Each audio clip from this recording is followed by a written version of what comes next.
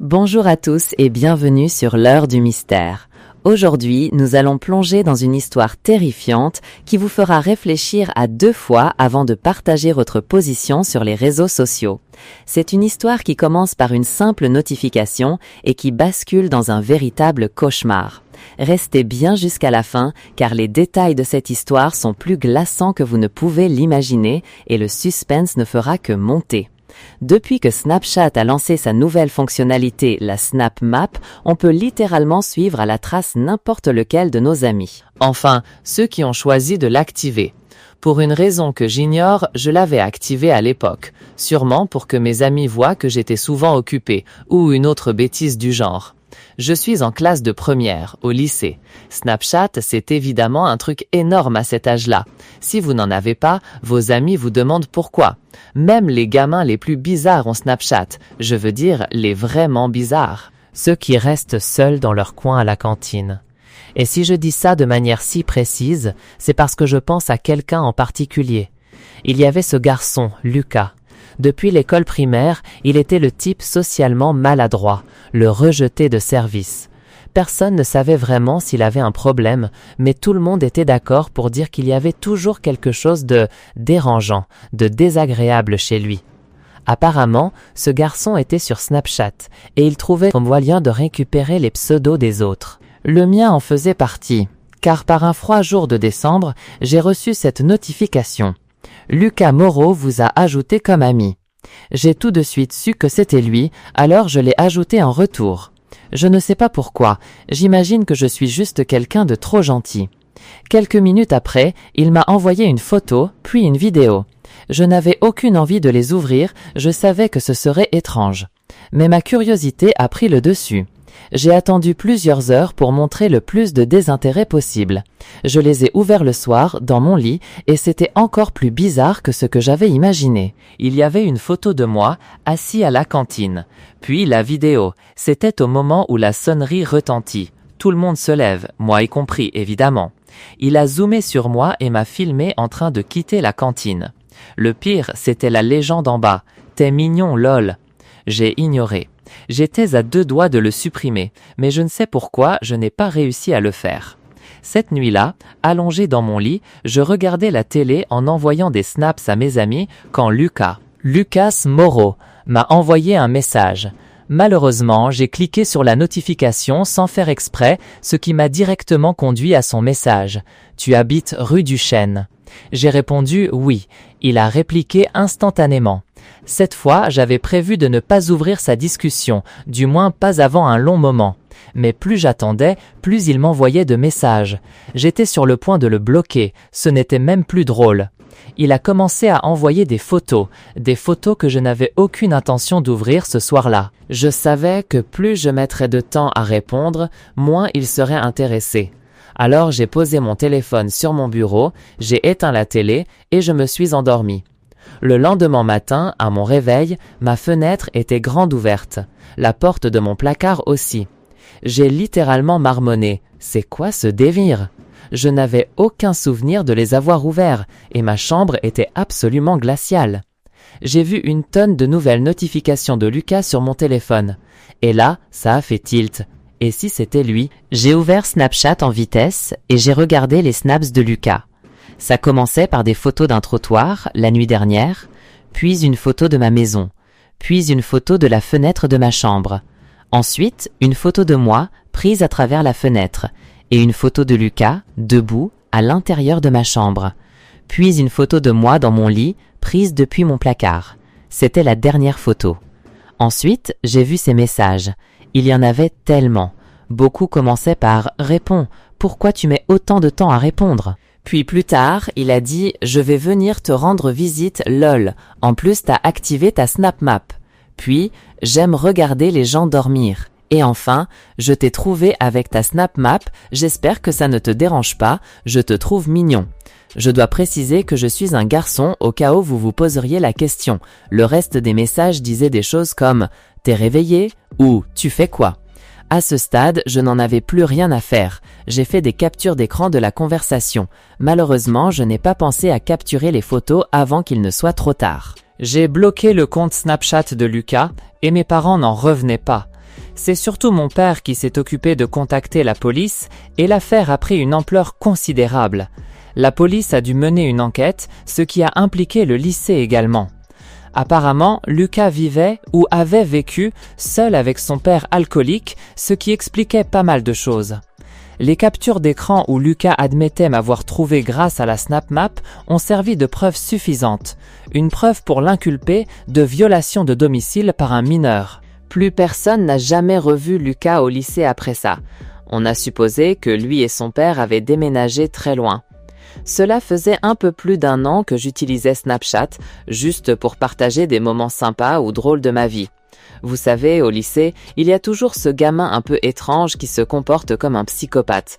Le genre de personne qui, pour faire une blague, mettrait un rat mort dans votre casier. Dans mon lycée, ce garçon s'appelait Antoine. Alexandre avait fait pas mal de choses, disons douteuses, et il avait été renvoyé de l'école plusieurs fois. Il avait des cheveux bruns, toujours coupés au bol, et une peau très pâle. On le surnommait le vampire. Un jour, alors que je jouais à un jeu vidéo, j'ai reçu une notification sur mon téléphone. C'était d'Alexandre. Je ne me souvenais pas de l'avoir ajouté, mais je me suis dit qu'il avait dû voir mon snapcode sur ma page Instagram ou quelque chose du genre. C'était quand même étrange. Je pouvais voir son score, ce qui signifiait que je l'avais bien ajouté en retour à un moment donné. Je ne me souviens juste plus quand. J'ai reposé mon téléphone jusqu'à ce que je perde dans mon jeu. J'ai déverrouillé mon téléphone et ouvert le snap d'Alexandre. C'était une photo zoomée à l'extrême sur une poignée de porte, plus précisément sur le verrou. La légende disait simplement « Salut ». J'ai même fait une capture d'écran de la photo. Ça m'a vraiment mis mal à l'aise car je savais que ce type était le genre de personne capable de venir chez vous pour faire un sale coup. Je lui ai répondu par message, lui demandant pourquoi il m'avait envoyé cette photo. Il a répondu avec une autre image, une photo floue prise à travers une fenêtre, regardant à l'intérieur d'une maison. Mon cœur s'est glacé quand j'ai compris que c'était une photo de notre cuisine. J'ai aussi fait une capture d'écran de celle-ci. J'ai couru directement à la cuisine et j'ai regardé par la fenêtre. Je l'ai vu sur ma terrasse, en train de rire. J'ai contourné par le côté pour aller dans la salle à manger et j'ai ouvert la porte brusquement. Il était toujours là, debout, mais il tenait sa main dans son dos. Je lui ai hurlé de dégager de notre terrasse, mais il a lentement retiré sa main de son dos. Il tenait un couteau. J'ai claqué la porte et l'ai verrouillée à double tour. J'ai crié à travers la porte que s'il ne partait pas, j'appellerais le 17. Il m'a souri et a quitté lentement la terrasse. J'ai couru vérifier que toutes les portes extérieures étaient bien fermées et verrouillées. Je ne sais pas ce qu'il aurait fait si je n'avais pas claqué la porte, mais sincèrement, j'espère ne jamais le découvrir. C'est une histoire courte, mais elle a commencé il y a à peine 2 jours, et croyez-moi, elle me terrorise complètement. J'ai tendance à recevoir beaucoup d'ajouts de personnes que je ne connais pas sur Snapchat parce que mon pseudo est dans ma bio Instagram. Sans vouloir me vanter, j'ai un style de vie assez aisé et je le montre à travers mes photos Instagram. Une nuit pluvieuse, alors que je traînais avec un ami, 2 filles que je ne connaissais pas m'ont ajouté sur l'application. L'une s'appelait Chloé, l'autre Manon. Je les ai ajoutées en retour. Elles avaient toutes les 2 des scores Snap très bas par contre. L'une avait un score de 200, l'autre de quelques milliers à peine. Je me suis dit, bon, c'est tout. J'attendrai de voir si elle m'enverrait quelque chose. Effectivement, celle qui s'appelait Chloé m'a envoyé un snap, un écran noir avec la légende « T'es mignon ». J'ai ignoré le message, ça sentait le piège ou la mauvaise blague. J'ai vérifié la carte Snap et j'ai vu que les 2 filles partageaient leur position. En fait, elles étaient apparemment ensemble dans une voiture, pas très loin de moi. Bref, je devais rentrer chez moi. Le temps se dégradait et il se faisait tard. J'ai sauté dans ma voiture et j'ai pris l'autoroute, mais j'ai roulé doucement vu l'intensité de la pluie. Il n'y avait presque aucune voiture sur la route à ce moment-là, donc quand une voiture est finalement arrivée derrière moi, elle est restée dans ma file pendant un bon moment. J'ai quitté l'autoroute à la sortie de ma ville, tout comme la voiture qui me suivait, rien d'anormal jusque-là. J'ai pris le virage à gauche, après la route principale, dans la rue menant à ma maison. La voiture derrière moi a fait de même, et là, ça commençait à devenir un peu suspect. Je me suis garé dans l'allée de notre maison et j'ai coupé le moteur. La voiture qui me suivait a ralenti en passant devant notre allée, puis s'est complètement arrêtée. Mon cœur s'est mis à battre si fort que je le sentais cogner dans ma poitrine. J'ai pris mon téléphone, ouvert Snapchat et vérifié la carte. Ces 2 filles étaient indiquées juste à côté de moi sur la carte, pile sur l'emplacement de ma maison. J'ai éteint l'écran de mon téléphone et j'ai eu l'impression que j'allais vomir. Mon père était à la maison, donc si je pouvais courir jusqu'à la porte et sonner 1 million de fois, peut-être que ça irait. Mais non, c'était trop risqué. À la place, j'ai appelé sur le téléphone fixe de la maison. Heureusement, mon père a décroché tout de suite. J'ai hurlé dans le téléphone, le suppliant de sortir. J'ai vu la voiture dans la rue commencer à faire marche arrière pour se rapprocher de l'allée.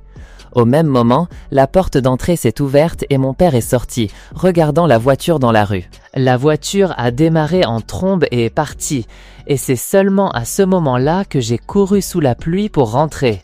Mon père m'a pris dans ses bras, puis j'ai entendu « Je sais que tu es réveillé, ne bouge pas un muscle ». Mon père était juste là, à la fenêtre. Ce fut le moment le plus terrifiant de ma vie. On aurait dit que mon père se cachait derrière mon lit. J'ai entendu des pas s'éloigner dehors et mon père a finalement dit que c'était sûr.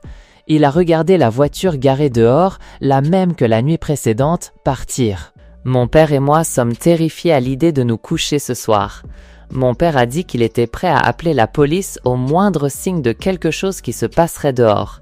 S'il se passe quoi que ce soit, je vous enverrai une mise à jour. Si vous avez trouvé cette histoire captivante, n'oubliez pas de laisser un pouce bleu, de vous abonner à l'heure du mystère et de la partager avec vos amis. Quels sont vos propres récits effrayants? Partagez-les dans les commentaires ci-dessous. À bientôt pour une nouvelle histoire qui vous glacera le sang.